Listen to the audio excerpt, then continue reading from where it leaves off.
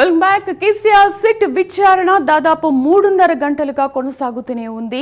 అధికారులు మాజీ సీఎంను ప్రశ్నిస్తున్నారు. ఫోన్ ట్యాపింగ్ విచారణలో డాక్యుమెంట్స్ ఇప్పుడు కీలకంగా మారాయి.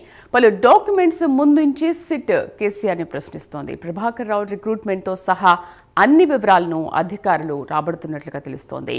ఫోన్ ట్యాపింగ్కు ఎందుకు పాల్పడ్డారు, బీఆర్ఎస్ హయాంలో ఫోన్ ట్యాపింగ్ని ఏ విధంగా ఉపయోగించారు అన్న దానిపైన ప్రశ్నల వర్షం కురిపిస్తున్నట్టుగా సమాచారం. రాధాకిషన్ రావు ఇచ్చిన స్టేట్మెంట్ను కేసీఆర్ ముందుంచి టెక్నికల్ డేటాతో ప్రశ్నిస్తోంది సిట్. ఇక విచారణ అనంతరం కేసీఆర్ తెలంగాణ భవన్కు వచ్చే అవకాశం కూడా ఉంది అని అంటున్నారు. మరి విచారణ ఎంతసేపు ముగుస్తుంది, ఎప్పుడు తెలంగాణ భవన్కు చేరుకుంటారనేది చూడాలి. పూర్తి సమాచారాన్ని మా కరెస్పాండెంట్ నందినగర్ కేసీఆర్ నివాసం నుంచి నాగేంద్ర అందిస్తారు. నాగేంద్ర, పలు కీలక డాక్యుమెంట్స్ ఆయన ముందుంచారు. అండ్ ప్రభాకర్ రావు రిక్రూట్మెంట్తో సహా రాధాకిషన్ రావు ఇచ్చిన స్టేట్మెంట్ ఆధారంగా కూడా ప్రశ్నలు అడుగుతున్నారు అని అంటే ఇది కీలక దశకు చేరుకుంది అనుకోవచ్చా? అండ్ దీన్ని బట్టి చూస్తుంటే విచారణ ఇంకా కొనసాగే అవకాశం ఉందా? తప్పకుండా, ఎందుకంటే ఇప్పుడు కేసీఆర్కి సంబంధించినటువంటి సిట్ విచారణ అనేది చాలా కీలకమని చెప్పాలి. ఇదొక ఫైనల్ స్టేజ్గానే మనం భావించాలి. ఎందుకంటే సిట్కి సంబంధించి ఫోన్ ట్యాపింగ్కి సంబంధించినటువంటి కేసు నమోదైన తర్వాత అప్పటి నుంచి కూడా ఈ ఫోన్ ట్యాపింగ్లో ఎవరెవరి పాత్ర ఉందో వారికి సంబంధించినటువంటి విచారణ ఇప్పటి వరకు కూడా కొనసాగుతూ వచ్చింది. దాంట్లో ప్రధానంగా ఫోన్ ట్యాపింగ్కి సంబంధించినటువంటి అంశంలో మొదటగా అధికారులకు సంబంధించి విచారణ జరగ అనంతరం బీజేపీకి సంబంధించినటువంటి నేతలు కానీ కాంగ్రెస్కి సంబంధించినటువంటి నేతలతో పాటు అదేవిధంగా బీఆర్ఎస్కి సంబంధించినటువంటి కీలక నేతలందరినీ కూడా విచారించినటువంటి పరిస్థితి. ప్రస్తుతం వీరంతా కూడా ముఖ్యంగా అటు అధికారులు కానీ అదేవిధంగా మరొక వైపు బీఆర్ఎస్లో విచారణ జరిగినటువంటి నేతలంతా కూడా ఒకటే చెప్పారు, మా బాస్ చెప్పారు, మా బాస్ చెప్పినటువంటి విధంగా మేమంతా కూడా ఈ ఫోన్ ట్యాపింగ్కి సంబంధించినటువంటి అంశంలో మేము చేశామనేది ప్రధానంగా అధికారులు చెప్పినటువంటి పరిస్థితి. ప్రస్తుతం ముఖ్యంగా బీఆర్ఎస్ ప్రభుత్వ హయాంలో ఎస్ఐబిని ఎందుకు స్థాపించారు, దానికి రిటైర్మెంట్ అయిన తర్వాత ప్రభాకర్ని ఏ విధంగా దానికి చీఫ్గా నియమించారనేటటువంటి అంశంతో పాటు అదేవిధంగా ఇప్పటి వరకు అధికారులు అదేవిధంగా ఇతర రాజకీయ నేతలు ఇచ్చినటువంటి స్టేట్మెంట్ ఆధారంగా ప్రస్తుతం నందీనగర్లో ఉన్నటువంటి కేసీఆర్ నివాసంలో దాదాపు 3.5 గంటలుగా ఆయన విచారణ కొనసాగుతున్నటువంటి పరిస్థితి ఉంది. ముఖ్యంగా ఇప్పటి వరకు సిట్ చేసినటువంటి విచారణకు సంబంధించి స్టేట్మెంట్కి సంబంధించినటువంటి అన్నిటిని కూడా డాక్యుమెంట్స్ రూపంలో ప్రధానంగా ఇప్పుడు కేసీఆర్ ముందుంచారు. దానికి అనుగుణంగానే కేసీఆర్ పైన సిట్కి సంబంధించినటువంటి అధికారులంతా కూడా ప్రశ్నల వర్షం కురిపిస్తున్నారు అనేటటువంటి సమాచారం అందుతుంది. దాంట్లో ప్రధానంగా ముఖ్యంగా ఇతర అధికారులు ఇచ్చినటువంటి సంబంధించినటువంటి డేటా ఆధారంగానే ప్రస్తుతం విచారణ కొనసాగుతున్నటువంటి పరిస్థితి ఉంది. దీంట్లో ప్రధానంగా బీఆర్ఎస్ ప్రభుత్వ హయాంలో ముఖ్యంగా ఎందుకు ఫోన్ ట్యాపింగ్ చేయాల్సినటువంటి అవసరం వచ్చింది, ఎస్ఐబిని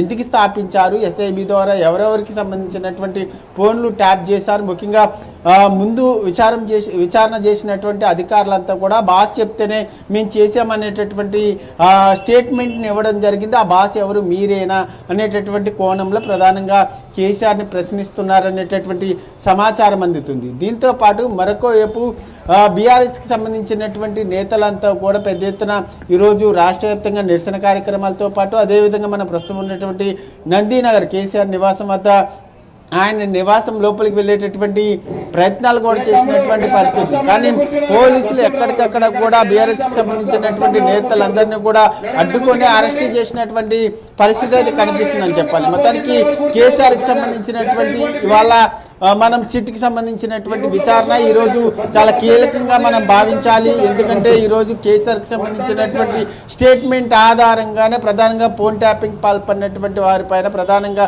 సిట్టు చర్యలు తీసుకునేటటువంటి అవకాశం కనిపిస్తుంది. కాబట్టి ఈరోజు సిట్ అధికారులు ఏం ప్రశ్నిస్తున్నారు, ముఖ్యంగా కేసీఆర్ ఏం సమాధానాలు చెప్తున్నారు అన్నది మాత్రం చాలా కీలకంగా మారబోతుంది. ఈరోజు దాదాపు ఫైనల్గా మనం భావించాలి. ఈరోజు కేసీఆర్ సిట్ విచారణ మరొక 2 గంటల పాటు కొనసాగేటటువంటి అవకాశం ఉంది. ఎందుకంటే ఇప్పటి వరకు కూడా బీఆర్ఎస్కి సంబంధించినటువంటి కీలక నేతలందరినీ కూడా విచారించినటువంటి సమయం దాదాపు అటు హరీష్ రావుని 7.5 గంటల పాటు విచారిస్తే మరొక వైపు కేటీఆర్ని 7 గంటల పాటు అదేవిధంగా మరొక వైపు సంతోష్ రావుని 7.5 గంటల పాటు ఈ విధంగా సిట్టు ఈ కీలకమైనటువంటి నేతలందరినీ కూడా ఈ విధంగా విచారించింది. కాబట్టి కీలకమైనటువంటి బీఆర్ఎస్ అధినేత అప్పటి మాజీ ముఖ్యమంత్రి అయినటువంటి కేసీఆర్కి సంబంధించి సంబంధించినటువంటి సిట్ విచారణ సుదీర్ఘంగా కొనసాగేటటువంటి అవకాశం, కానీ ఆయన వయసు రీత్యా కొంత ఈ సిట్ విచారణకు సంబంధించినటువంటి అంశంలో కొంత వెసులుబాటు కల్పించేటటువంటి అవకాశాలు కూడా ఉన్నాయి. దీనికి సంబంధించి ఒకవేళ సుదీర్ఘంగా కొనసాగితే మాత్రం ఈరోజు 10 గంటల వరకు అర్ధరాత్రి 10 గంటల వరకు ఈ విచారణ కొనసాగేటటువంటి అవకాశం ఉంది. ఇప్పటికే ఒకవైపు బీఆర్ఎస్కి సంబంధించినటువంటి నేతలంతా కూడా ఒకటి చెప్తున్నారు, సిట్ విచారణ ముగిసిన తర్వాత కేసీఆర్ తెలంగాణ భవన్కు వస్తారు, తెలంగాణ భవన్లో నేతలందరితో మాట్లాడిన తర్వాత ఆయన మీడియాతో మాట్లాడేటటువంటి అవకాశం ఉందంటూ కూడా చెప్తున్నటువంటి నేపథ్యంలో ప్రస్తుతం ఈ సిట్ విచారణ చాలా కీలకంగా మారబోతుందని చెప్పాలి. ఇప్పటివరకు అయితే నందినగర్ పరిసర ప్రాంతాలన్నీ కూడా పోలీసుల అదుపులో ఉన్నాయి. ఎందుకంటే ప్రతి ఒక్కరిని ఎవరిని కూడా ఇటువైపుకు రానివ్వకుండా వేరే ఎవరైనా సరే ప్రత్యామ్నాయ మార్గాల ద్వారా వారంతా కూడా వెళ్ళాలంటూ కూడా ఇప్పటికే పోలీసులు విజ్ఞప్తి చేస్తున్నటువంటి పరిస్థితి అయితే కనిపిస్తుందని చెప్పాలి. శ్రీదేవి. నాగేంద్ర, మిగతా మాజీ మంత్రుల విషయంలో 7 గంటలు 7:30 గంటలు విచారణ కొనసాగిన నేపథ్యంలో ఇప్పుడు బిగ్ బాస్ నుంచే పూర్తి సమాచారం రాబడుతున్నారు. చాలా కీలక డాక్యుమెంట్స్ ఆయన దగ్గర నుంచి చూపిస్తున్నారు, ఆధారాలతో ప్రశ్నలు సంధిస్తున్న నేపథ్యంలో ఇంకా విచారణ ఎక్కువగా ఉండే అవకాశాలు ఏమైనా కనిపిస్తున్నాయా? మరోవైపు అక్కడ తెలంగాణ భవన్లో కూడా బీఆర్ఎస్ నేతలు ఒకటే మండిపడుతున్నారు, అంటే వయసు రీత్యా ఉన్నప్పటికీ కూడా 6:30 గంటల తర్వాత విచారించొద్దు అని. మరి దీనికి సంబంధించి అన్అఫీషియల్గా ఏదైనా ఇన్ఫర్మేషన్ ఉందా? ముఖ్యంగా ఇప్పటివరకు మనం చూసుకుంటే, ఎందుకంటే గతంలో చూసుకున్నటువంటి సిట్ విచారణకు సంబంధించినటువంటి అంశంలో అటు అధికారులు కానీ ఇతర పార్టీలకు సంబంధించినటువంటి రాజకీయ నేతలతో పాటు అదేవిధంగా హరీష్ రావు, అదేవిధంగా మరొక వైపు కేటీఆర్, వీరందరినీ కూడా ఉదయం 11 గంటల నుంచి సాయంత్రం 7 గంటల సమయం వరకు కూడా వీరందరినీ విచారించినటువంటి పరిస్థితి ఉంది పోర్ట్ ట్యాప్కి సంబంధించినటువంటి అంశంలో. కానీ తర్వాత ఇది ఒక చేంజ్ అయిందని చెప్పాలి.